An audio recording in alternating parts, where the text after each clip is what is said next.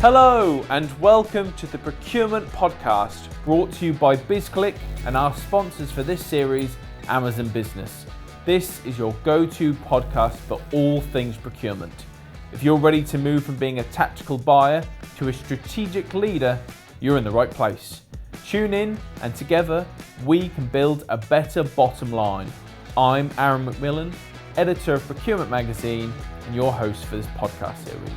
Hello and welcome back to the Procurement Magazine Podcast. I am your host and senior editor of Procurement Magazine and Supply Chain Digital, Aaron McMillan.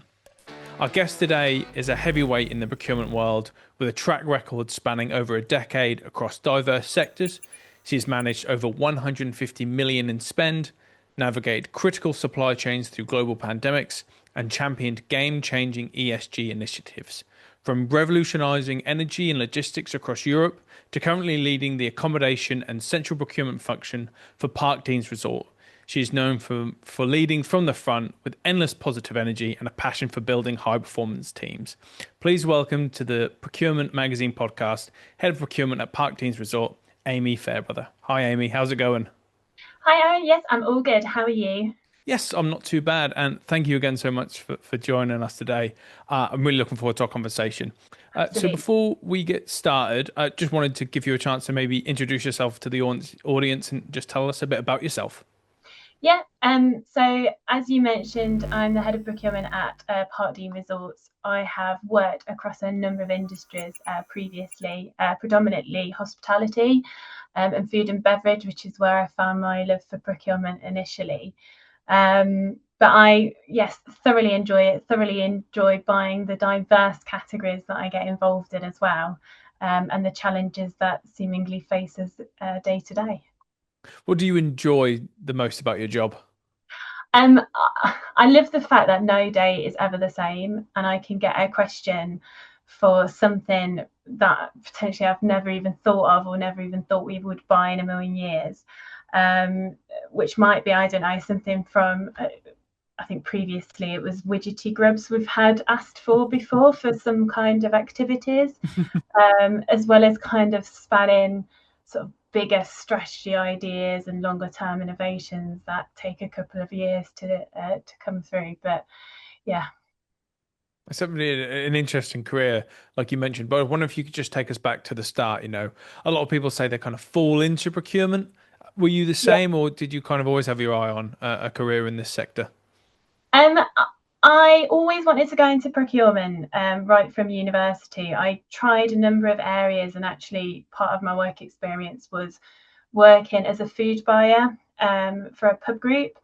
I really loved the experience that I got there, and I was fortunate enough to be offered a job when I finished uni in their team, which was fantastic.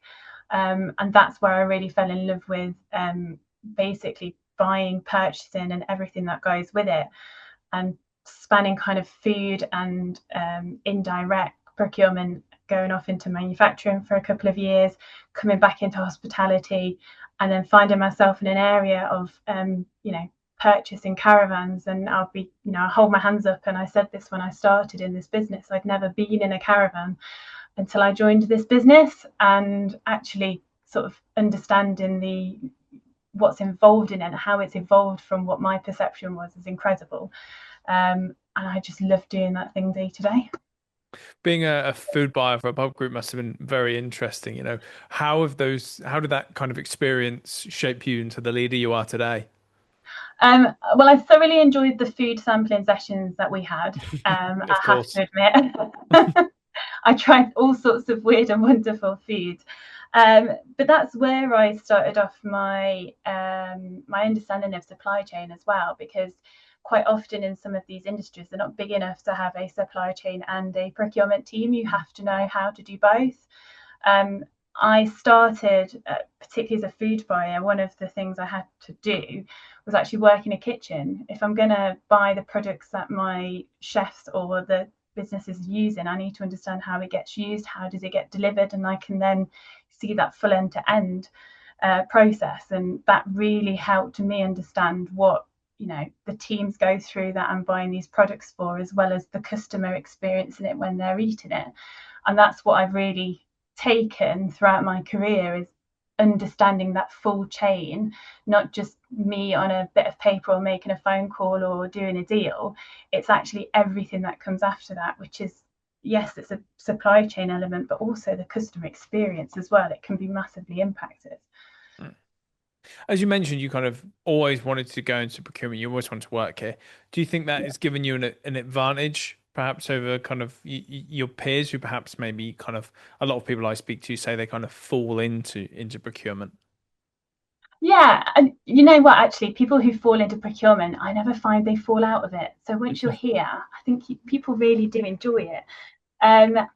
Look, it's allowed me to sort of build my knowledge from what I'd say the ground up. So when I'm working with team members that might not have been through certain I don't know, queries or issues, the chances are I've probably experienced it in one guise or another, or made that mistake in the past, and I hopefully can use that to coach them through some of the things that they're going through. But kind of on the flip side, obviously I've not necessarily had the experience in lots of other departments, but again, more importantly for me is to have that cross-functional work in, making sure that we're talking to the legal guys and understanding maybe areas that procurement wouldn't necessarily get involved in, but can have a knock-on effect. Finance as well, and particularly in hospitality, operations are the ones that ultimately are seeing the product firsthand, and understanding their side of things as well is really important. So it does give me some good knowledge as kind of putting myself in other people's shoes, but balancing that with an understanding of some of those other departments and how we work closely with them. How do you use that empathy you've kind of obtained throughout your career to kind of help lead a team? As you mentioned, you've kind of been in their shoes quite literally. So how has that kind of helped you to be a better leader? It's probably, well, you're right, it's given me empathy for sure. But it's also, I suppose, it's helped me grow and understand their thought process as well. In some instances, some of the team that I've worked with haven't come from procurement. I've got somebody at the moment who's fallen into procurement, and we definitely have two different ways of thinking. And sometimes, quite often we get to the same output, but we've thought about it in two different ways. And it helps develop my learning and understanding how they're thinking, but also they can then grow and understand how I've been thinking. It definitely, I know the mistakes that I've made in the past, and I appreciate the sort of thought and space I've been given to grow in that area, and I want to make sure everybody else who I work with can do the same. It's definitely, nobody gets it right all of the time, every time. So understanding that and making sure that we can work together if something does happen to go wrong or an issue comes up that we need to resolve, we've got that problem solving together. How would you encourage people to do that? Because it's a really great trait to have, especially as a leader, to be so open-minded, to listen to the way people think and how they arrive at a solution, like you mentioned, similar to yours. A lot of times people are kind of stuck in their ways. They like to do things their way. How would you encourage people, to maybe listen and learn a little more? Kind of how do you approach it? Yeah, so this industry, particularly hospitality, is not a linear way of working. I've worked with people that have come from sort of manufacturing backgrounds or very heavily guidance-led backgrounds, where there's very sort of black and white how things are done, and that's how things work. Here there's always kind of 1, 2, 3 different options we can work with, and not one of them is necessarily the right one, but there could be a combination of a couple. So for me, it's about taking people on that journey, and I've worked with people that have had that very black and white viewpoint, and sometimes it can be quite hard to think differently. All I do is, or what I encourage everybody to do, is go and experience firsthand what's happening. When I joined this business, and when anybody new is joined within procurement, we spend a couple of days out in trade. We look at how things work, what areas do they influence within the business, and we talk to them stakeholders to understand how does it work, why are we doing things. And I encourage people to be a little bit curious, ask questions, don't challenge. These guys have got, ultimately more experience than us in terms of using products or services, but be curious about how we're doing things. And then that allows people to start thinking in a different way, and encourage that kind of innovation, but also understanding others within the business, for example, our operator colleagues, and what challenges they face and how we can problem solve them through our procurement processes as well. Yeah, you want to promote that environment in which, people are allowed to ask questions, allowed to query things, not only to kind of better understand, but also to kind of talk to people to think maybe what they're doing, is that the best way that they can go about it. It's not about, questioning someone's ability. It's more like from an understanding perspective. And I mean, you come from a really kind of interesting kind of operation. Obviously, we spoke last year about Parkdean for an interview with Procurement Magazine. You described to me that, you run kind of 65 small towns.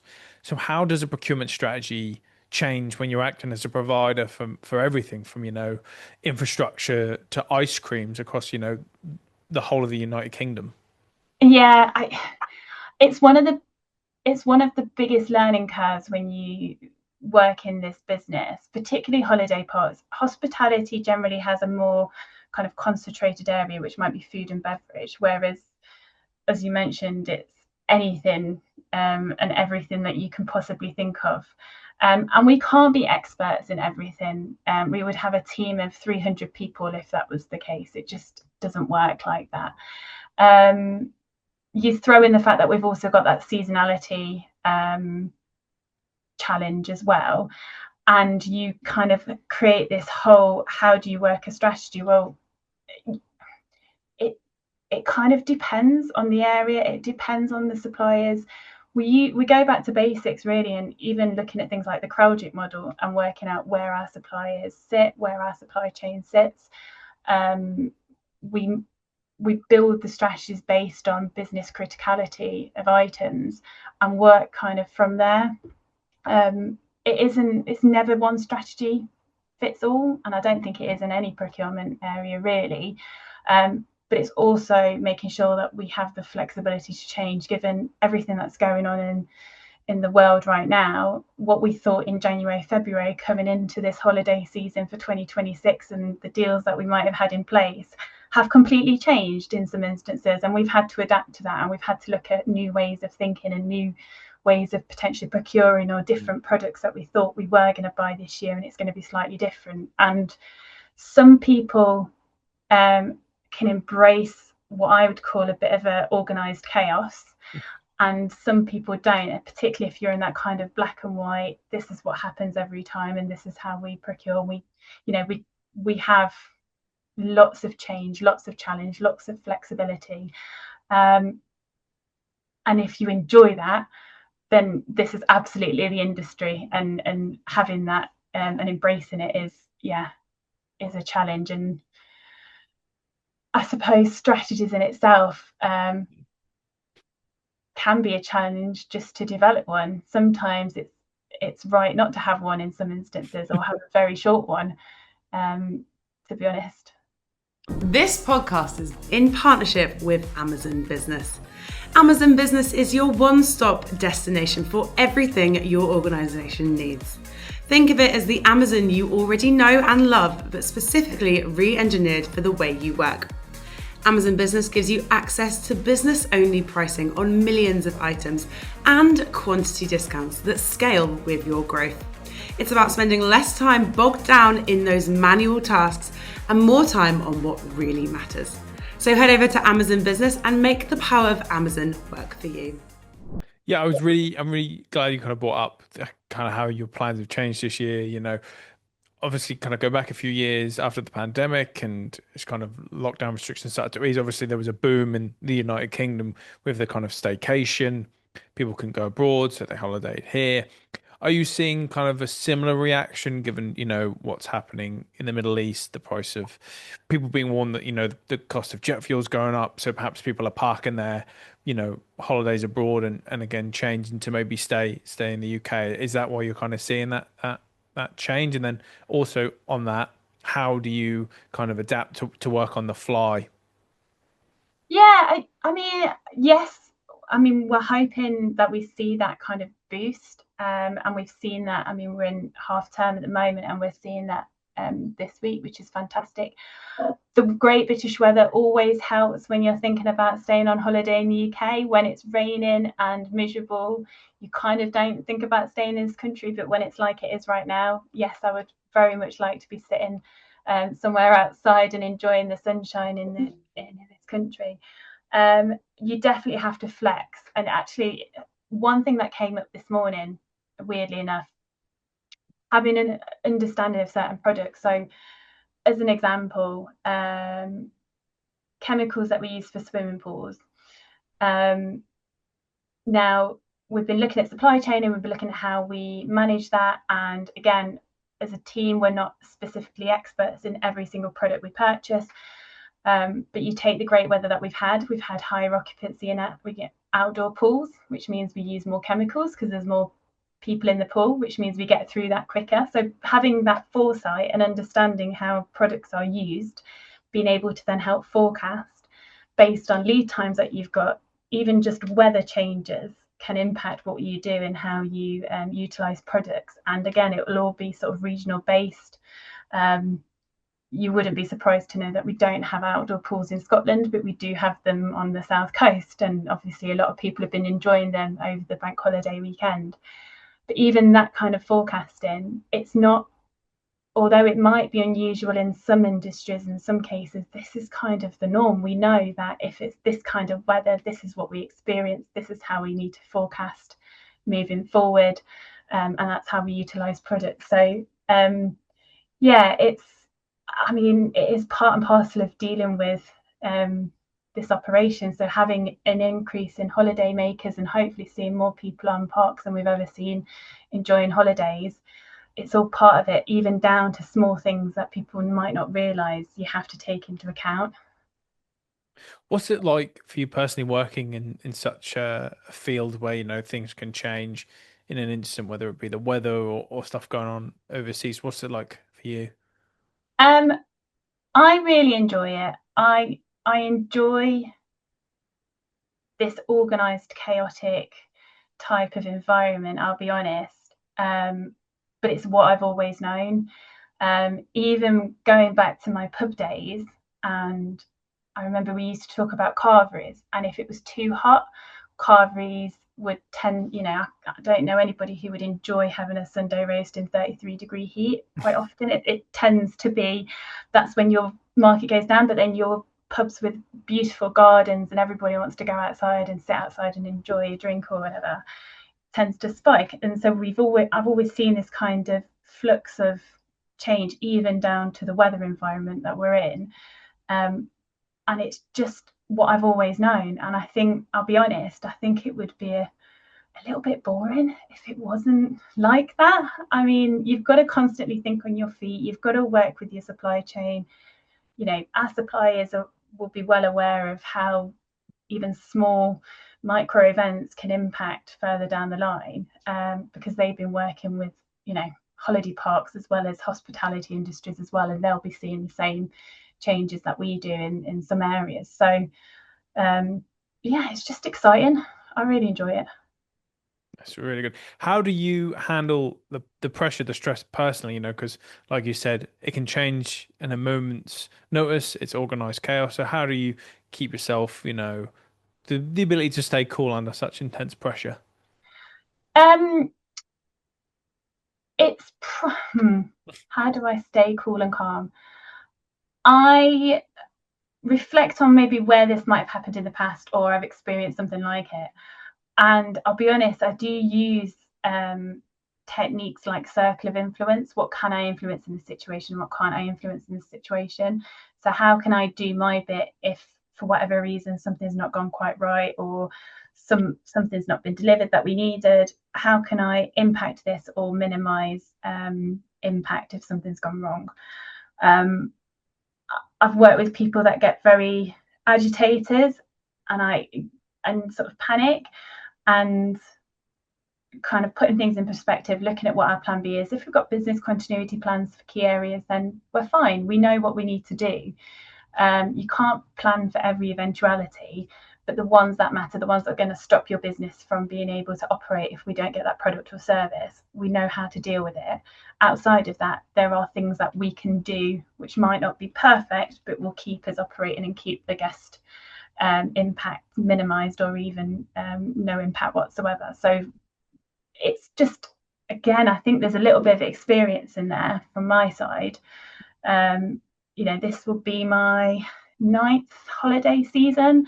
We're talking seasons rather than years, and this will be my 9th one this year, and not one of them has ever been the same. And I've used this phrase in the past, which is quite cheesy, but I say to the team that the only constant we see is change. It's always something's happening, something's moving, something's changing. So as long as you understand that, we can, work out how to move forward. Absolutely. So I think it's a really good way of looking at it. So wondering if I could also ask you a question about kind of when the off season comes, you operate so intensely over kind of, 8 months, and then there's that significant wind down. So how do you maintain supplier relationships, supplier loyalty, and, warn supply chains kind of during the off season without, having to pay a penalty for that? Yeah. So there's this kind of myth that nobody does anything for 4 months when a holiday park is shut. And I've been asked this question before, kind of, what do you do? Because you're not operating. I said, this is usually, in all fairness, procurement's busiest time, because we have to operate in a way that if we don't sign deals or agree products or get everything sorted by the time we reopen, whether it's February, half term, or Easter, depending on the park, you've missed the season to start getting everything in place. So we've got that element going on. We also then have the fact that there's a few things we've done with suppliers. So we've done things like annualized costs. So whereas we would normally kind of pay as you go almost, where our cost base would kind of rise in the summer and then reduce over the winter and then turn into sort of zero, we annualize those costs so they still get paid over our closure period. Obviously, we're kind of forward paying at the start of the year and backwards paying at the end of the year, but we annualize those costs, and it means everybody's getting a steady, controlled cash flow. We know what's coming out of our account, they know what's entering their account, and that helps keep that momentum with the supplier. Equally, over the winter, that's when we do a lot of repairs and maintenance, any of those kind of major things that can't be done when you've got guests on park. So that requires a lot of services and a lot of products across that time. And also understanding, if I take caravans as an example, we sell caravans during the season, and then in the off season we replace our holiday units. And so that period of time, which typically would see production reduce or go down to zero, that's when we replenish and keep our supply chain and our suppliers continuing to keep their doors open and producing products. So it works for them, it works for us, and it keeps everybody kind of operating over that sort of quieter winter time that typically you wouldn't necessarily naturally see products being purchased. The other flip side to it is where we operate in the summer and we have this kind of between 6 and 8 weeks of real peak kind of capacity required. Our counterparts in the food and beverage and even hotel industry have the flip side of that over Christmas. That's their peak trading period. So if you take food and beverage, yes, we want that kind of key capacity in the summer. We don't need it in the winter, and that's basically the kind of pub and restaurants peak trading. So yes, we need the capacity here, but we don't need it here, and that's when really your kind of other clients. So again, understanding their balance and making sure some of our suppliers aren't too heavily weighted to our seasonality. And that's where, in fairness, we've worked with some of the suppliers to kind of make sure that we don't saturate their business with our business, because that would have an impact on them and an impact on us ultimately. And we try and we work with them to understand to make sure we're sharing that knowledge, and just constantly open and being transparent. What are we doing? How's our forecasting? Are we going to be above what we think? Are we keeping some parks open? This is what that means. So it's hard, and I'm sure some suppliers, we can't always fulfill a gap or a need in that period of time. But it's being open about it and making sure that they appreciate, how we operate, and we appreciate how they operate, and making sure they've not got that over-reliance on us.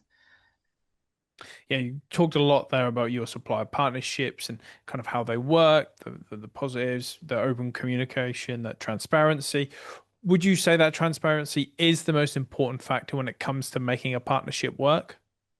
Yeah, I would say so. The communication and the transparency of what's happening in the market.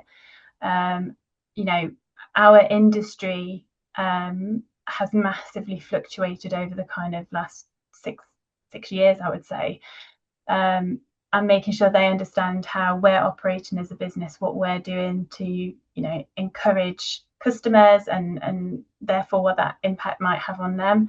We share, down to forecasting what our arrivals are, so they've got a real clear understanding of how we're operating, and we're not hiding behind anything, to make sure they're either tailoring their capacity up or down to our needs, to make sure that they're not overproducing or oversupplying, and trying to take a forward view of that as much as possible.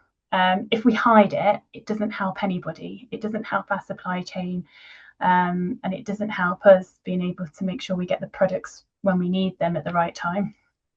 If I was to start a new supply relationship tomorrow, what would you tell me would be the most important kind of first thing to set about in that kind of first, 30, 60, 90 days?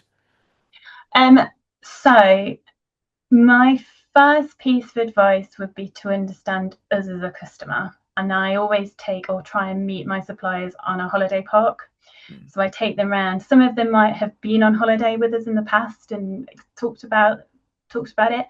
What I quite often do is take them to a park. We walk around and sort of understand the guest and how they experience our product, or the product or service they're providing, and then what we need from them in order for our guests to have this lovely time. What is it that we need? Is it we need particular delivery? It might be that we only want delivery on certain days. All of those kind of nuances that you don't necessarily appreciate until you've stepped into the shoes of a customer or a guest. I'm not wanting to kind of be sort of too specific, but waste being one of the areas I absolutely love dealing with, and I've dealt with it throughout my career. And it's not the most glamorous area to talk about, but coming into this industry, one thing that was very apparent was this seemingly sort of behind the scenes service, which I saw in the pubs, which is a customer walking in. I don't see all of that. I don't see all the rubbish behind the scenes and the recycling that needs to be picked up. As I walk into a restaurant and I see the lovely kind of front. You go to a holiday park and it's dotted around your holiday park. So this back of house service suddenly becomes a very front of house customer facing product that historically hasn't been. And if you don't collect it when you say you're going to collect it, that becomes an issue. So I took our waste service provider around a park and showed them the experience of, if we miss collections or if we don't hit SLAs, this is what it then means. It's not a case of, oh, we'll get it next time. It impacts, a customer on holiday who spent their hard-earned cash sort of overflowing bins, and just taking that experience helps them put into perspective why we're asking for even certain SLAs in place. This is why. We're not trying to be difficult. It's because this is how it impacts our business, and we want to work with you to make sure you provide a great service and our customers almost don't see you. So kind of starting that relationship off, understanding each other and how we both work is massively important. After that, conversations become a lot easier. Definitely. Yeah, that kind of personal aspect, there's one thing about like you said, talking over the phone, but if you can get someone in person and show them the personal impact that your decisions and your relationship will have. Probably a lot easier to understand and to motivate them to kind of work with you in order to ensure everyone kind of gets the best outcome. Yeah. Amey, if I was to allow you to go back in time and meet with your younger self who started out as that pub food buyer, what's kind of one piece of advice you'd give them kind of entering into the hospitality industry for the first time? I think probably just be an over communicator, talk to colleagues. I was very quiet when I first started. I was very shy. I sort of hid behind sort of computers, and actually I was pushed out of my comfort zone a lot early on, and embracing that and continue to encourage that is what I would definitely say, because you learn so much more being in the space of what you procure than sitting behind a spreadsheet and talking to other people and talking to others in different industries as well. You hear so much and learn so much about how to do things in a different way. Just living and breathing the product and service and just experiencing all of that firsthand is absolutely what I'd go back and just encourage more of. So find your voice, put yourself forward to do stuff, and just get really hands-on. I think that's a really kind of good way that people who first kind of starting off in this industry should definitely dive in kind of 2-footed and just speak up and grab what opportunities you can. Yeah. So something we like to do on the Procurement Magazine podcast, we like to get kind of leaders speaking to one another. So our last speakers asked a question, and they wanted to know, do you think the procurement function of the future will still be buying stuff, or will it be outsourced to a third party? I think we will still be buying stuff face to face. I think I've worked with businesses that have kind of done both and outsourced elements of it. I think from what I've talked about today and the personal understanding of the industry you work in, and particularly for us, where we are kind of the last touch point before the customer experiences a product, a lot of the time I'm getting direct feedback from a customer. If a customer's had a bad night's sleep on a mattress we've procured, you're going to hear about it firsthand and you're going to look at ways of improving it. You can't do, if you outsource products, I think that becomes very sort of transactional, and particularly in hospitality, it's very people focused, it's very emotional. Whether or not it kind of, I don't mean makes sense, is right or wrong, people's emotions are people's emotions, and you can't change that and you can't direct that. If you wanted to ask a question for our next speaker, it can be absolutely anything at all. You can ask them any question. Okay, on the same kind of lines, do they think AI and technology will erode the requirements for in-house procurement teams moving forward? Okay, well, AI and technology erode the need for in-house procurement. Well, I look forward to posing that to our next speaker. Thank you, Amey. Thank you again so much for joining us. It's been a fascinating conversation, a real insight into your specific industry and how you work. Before I let you go, though, we've got time for 3 kind of quick fire questions. So we'd like to finish all our podcasts here. So I'm going to ask you 3 questions. I just want you to say the first thing that comes to mind. Okay. Okay. What's the most exciting thing about the future of procurement? The innovations in products through ESG initiatives. What is one thing people still get wrong about procurement? That it's all about the price and nothing else. And finally, what piece of technology we rely on now will be obsolete in 5 years? It'd be Excel, I think. You're not the first to say that, and I definitely don't think you'll be the last. Amey, thank you so much for your time today. It's been just great speaking to you. Thank you so much. Thank you very much. Thank you for having me. Thanks. And thank you so much for listening to this episode of the Procurement Magazine Podcast. Be sure to tune in next week for another insightful conversation. We'll see you then.